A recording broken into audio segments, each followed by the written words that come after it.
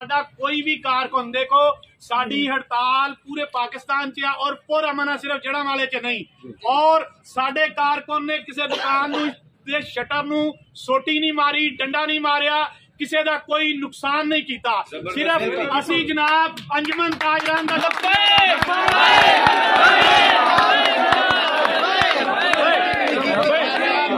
जड़ा वाले दे लोग पुरअमन लोग ने, पुरअमन शहर आ और इंशाअल्लाह ताला असी बिल्कुल भी इंदा माहौल, असी ये साडा शहर आ, असी इहदा माहौल ना खराब कीता और ना करांगे। और असी ताजर भाइयों दे तावन दा बहुत ज्यादा शुक्रिया अदा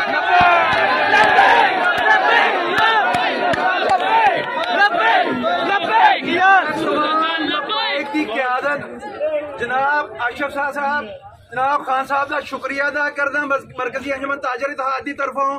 और असी तुहाडे शाना बशाना वा अपने मफादात लई, इस मुल्क के मफादात लई असी तुहाडा शुक्रिया एक बार फिर अदा करते हैं कि तुसी साडे नाल तावन कीता, तुहाडा बहुत शुक्रिया।